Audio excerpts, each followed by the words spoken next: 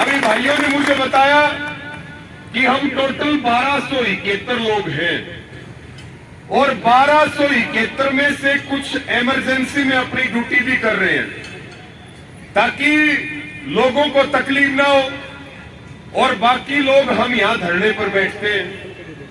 मैंने अपने भाइयों को भी कहा है कि हो सकता है लड़ाई थोड़ी लंबी चल जाए, तो भाई अपना थोड़ा ठीक ठाक टेंट सा लगवा लो और 2-4 अपने कूलर भी लगवा लो। इनको पता लग जाए, मुझे नाम तो ध्यान नहीं इस वीसी का क्या नाम है, लेकिन हाँ जो भी है, लेकिन इस वीसी को हम ये कह रहे हैं कि भाई या तो बात कर ले, और बात भी क्या करनी है। ये अभी हमारे भाइयों ने ये समझौते की कॉपी दी है। ये कब का समझौता है? ये जनवरी 2025 का समझौता है। इसमें आपकी सारी बात मानी गई थी, सहमति हुई थी, यानी कि जनवरी 2025 में ये सहमति होगी 8 मांगों के ऊपर। और डॉक्टर महेश मेहला डीएमएस, हाँ वही मैं बता रहा हूं ना, डीएमएस, और साथ में medical superintendent and chairperson PGIMS Rohtak, दोनों के साइन है। अब ये इस बात को भी नकार रहे हैं, यानी कि पहले की सरकारों में जुबान हुआ करती थी, जुबान तो इनकी है ही नहीं। ये तो लिखी हुई चिट्ठी को भी मानने के लिए तैयार नहीं है। वीसी को ये लग रहा होगा ये चले जाएंगे घर, कितने दिन ये बैठेंगे। हम ये कह रहे हैं कि भाई क्यों गरीब लोगों का हक मार रहे हो? परमात्मा देखता है, ये कहीं जाने वाले नहीं है, और जाने की नौबत आ जाएगी तो तेरे को घर भेज के जाएंगे, उससे पहले नहीं जाएंगे। कितने वीसी आए, कितने वीसी चले गए। साथियों, ये पकड़ना रांगी साहब, विषय ये है कि सरकार ने पॉलिसी लागू की HKRN की पॉलिसी, और हम तो इस पॉलिसी से भी सहमत नहीं है। सुप्रीम कोर्ट का आदेश है, हाई कोर्ट का आदेश है, हरियाणा सरकार का आदेश है कि ठेकेदारी प्रथा खत्म होनी चाहिए। सारे हरियाणा में जब ठेकेदारी प्रथा खत्म होगी तो पीजीआई के अंदर क्यों है? पीजीआई के अंदर इसलिए है कि जो ठेकेदार है वो एक बड़े नेता का रिश्तेदार है या उसके साथ उसके बढ़िया उठा बैठी है। वीसी क्यों नहीं चाहता? वीसी इसलिए नहीं चाहता आपको HKRN में, क्योंकि अभी उसको ठेकेदार से हर महीने मोटा माल मिलता है, और जब वो आपको HKRN में लगा देगा तो उसके पास जो सूटकेस जाती है वीसी के पास, हर महीने वो जानी बंद हो जाएगी, इसलिए आपको नहीं लगा रहा।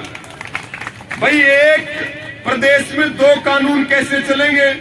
जब सरकार कह रही है कि सबको HKRN में लगाओ, HKRN भी कोई पक्की नौकरी थोड़ी है।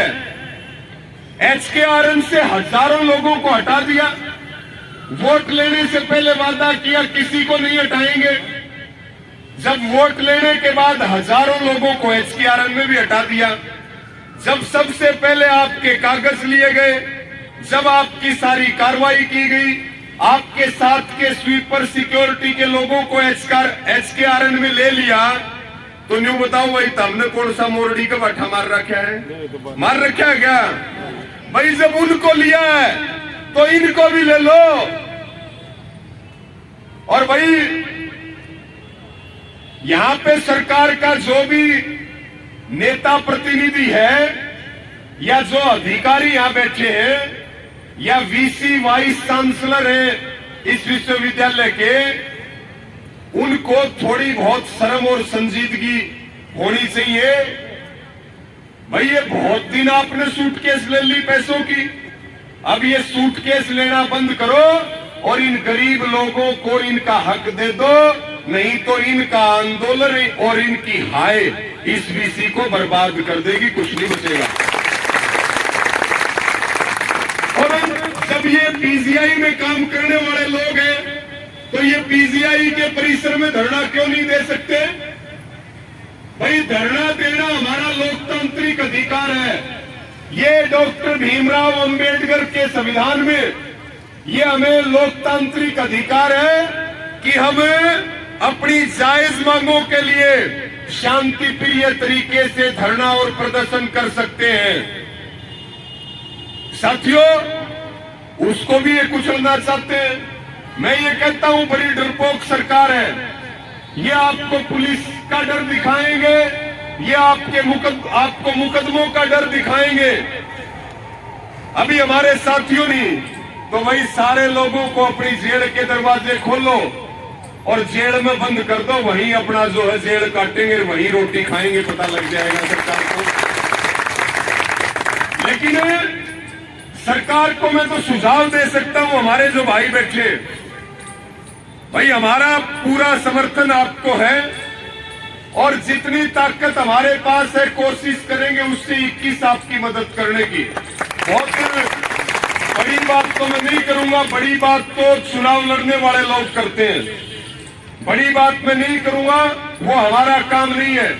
लेकिन इतना मैं आपको जरूर कहूंगा कि भाई अब की बार अगर सोमवार तक आपकी बात बढ़ जाए तो ठीक है, और सोमवार तक आपकी बात नहीं बढ़ती है तो आप जो भी फैसला लो और कुछ करने की जरूरत नहीं है। इस वीसी के घर के सामने बैठ जाओ, 24 घंटे यही डेरा डाल करके बैठेंगे भाई।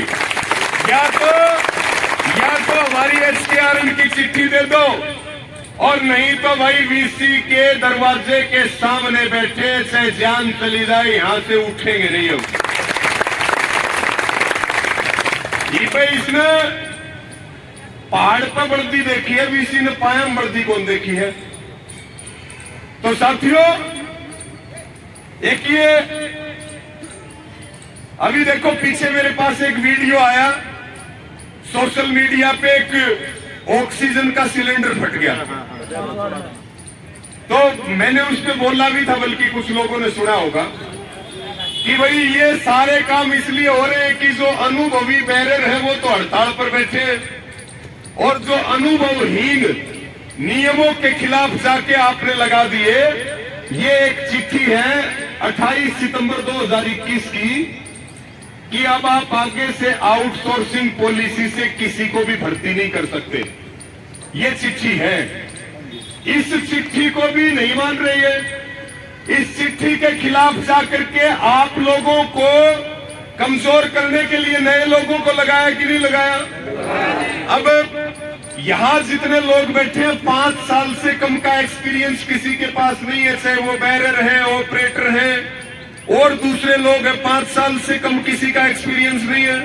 अब अनुभवहीन लगाओगे तो भाई ऑक्सीजन के सिलेंडर ही फटेंगे, और वो तो खुदा ने खास्ता कोई नुकसान नहीं हुआ, नहीं तो किसी का नुकसान भी हो सकता है।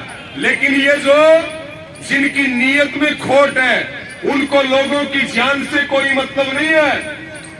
13 साल पुराना जहाज उड़ सकता है आसमान में, लेकिन आम आदमी की और देश के किसान का 10 साल पुराना ट्रैक्टर नहीं चल सकता। ये देश के कानून है।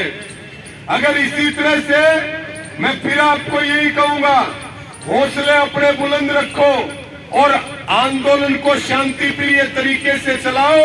हम लोग आपके साथ रहेंगे, और ये भी मैं आपको वायदा करता हूं, आप इस लड़ाई को जीत करके जाओगे, इस लड़ाई को हारोगे नहीं, ये बिल्कुल तय बात है। और आप कुछ अलग नहीं मांग रहे, आप केवल यही बात कह रहे हो, जो दूसरे भाइयों को हक दिया वो हमें दे दो, यही बात तो है। और भाई जो सरकार की पॉलिसी है वो हमें देने का काम करो, यही बात तो कह रहे हो ना। और भाई ये जो बारिश हो रही है ये भी यही बात बता रही है, ये भगवान का आशीर्वाद है, आपकी जीत होगी और आप जीत करके जाओगे। आप सबने मुझे सुना, सबका धन्यवाद है। और रोहतक डिस्ट्रिक्ट में जितने भी हमारे कर्मचारियों के संगठन है, नौजवानों के हैं, किसानों के हैं, मैं मैं अपने भाइयों से निवेदन करूंगा, उनको भी साथ जोड़ने का काम करो। मेरा तो रोज बिगड़ का काम है। मैं एक अंतिम बात कह करके, जितने भी रोहतक जिले में किसानों के संगठन है, भारतीय किसान यूनियन है, दूसरे संगठन है, आपके पास नंबर ना हो डॉक्टर साहब से ले लेना, डॉक्टर आर.पी. राठी जी से। जितने भी मजदूरों के संगठन है, जितने भी कर्मचारियों के संगठन है, जितने भी स्टूडेंट्स के संगठन है, उनको सबको इकट्ठा कर लो, वो सारे आपकी ताकत बढ़ेंगे। ये काम करो भाई। एक उंगली में ताकत नहीं है, मुट्ठी में ताकत है। आज सरकार तानाशाही के ऊपर है, सरकार गुंडागर्दी के ऊपर है। आज का समय मिलकर के लड़ाई लड़ने का है और हम मिलकर के लड़ाई लड़ेंगे।